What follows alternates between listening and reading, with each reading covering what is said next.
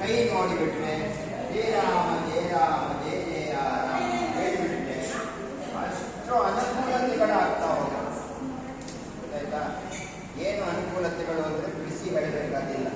ನಮಗೆ ವಿದ್ಯಾಭ್ಯಾಸದಲ್ಲಿ ಹೆಚ್ಚಿನ ಪ್ರಗತಿ ಉಂಟಾಗುತ್ತೆ. ಸುಮ್ಮನೆ ಕಾಲವನ್ನು ಕಳೆಯೋದಲ್ಲ. ಮಧ್ಯಾಹ್ನ ಆಯಿತು, ಸಾಯಂಕಾಲ ಆಯಿತು, ಬೆಳಗ್ಗೆ ಆಯಿತು, ಸಾಯಂಕಾಲ ಆಯಿತು, ಮಧ್ಯಾಹ್ನ ಆಯಿತು ಅಲ್ವಾ? ಅದಾಗುವಾಗ ನಾವು ಏನನ್ನ ಕಲಿತಿದ್ದೇವೆ, ನಮ್ಮ ಜೀವನದಲ್ಲಿ ಏನು ಶಿಸ್ತನ್ನು ಅಳವಡಿಸಿಕೊಂಡಿದ್ದೇವೆ ಅನ್ನೋದು ಮುಖ್ಯ. ಗೊತ್ತಾಯ್ತಾ? ಹಾಗಾಗಿ ಶ್ರೀರಾಮತಾರಕ ಮಹಾಮಂತ್ರವನ್ನ ಇವತ್ತಿನಿಂದಲೇ, ನಾಳೆ ರಾಮನವಮಿ ನೋಡಿ, ಎಷ್ಟು ಒಳ್ಳೆಯ ಸಂದರ್ಭದಲ್ಲಿ ನಿಮಗೆ ಸಿಕ್ಕಿದೆ. ಹೌದಾ? ನಾಳೆ ಶ್ರೀರಾಮನವಮಿ, ರಾಮ ಹುಟ್ಟಿದ ದಿನ ನಾಳೆ.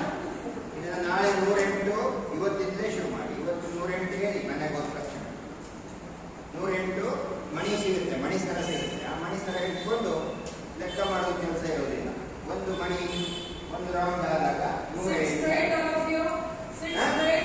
ಅದಕ್ಕಾಗಿ 108 ಬಾರಿ ನಾವು ರಾಮನಾಮ ಮಂತ್ರವನ್ನು ಪಠಿಸ್ತಾ ಹೋದರೆ ನಮ್ಮಲ್ಲಿರೋ ದೋಷಗಳೆಲ್ಲ ನಮಗೆ ಕಾಣಲ್ಲ, ಗೊತ್ತಾಗಲ್ಲ. ನಮ್ಮ ಬಾಡಿ ಅದ್ಭುತವಾದ ಶರೀರ ಇದೆ.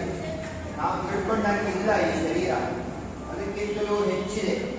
ಶಂಕರಾಚಾರ್ಯರು ಹೇಳ್ತಾರೆ, ಈ ಮಾನವ ಜನ್ಮವನ್ನ, ಶರೀರವನ್ನ ತಿಳ್ಕೊಳ್ಳೋಕ್ಕೆ 10 ಜನ್ಮ ಎತ್ತಿದ್ರು ಆಗಲ್ಲ.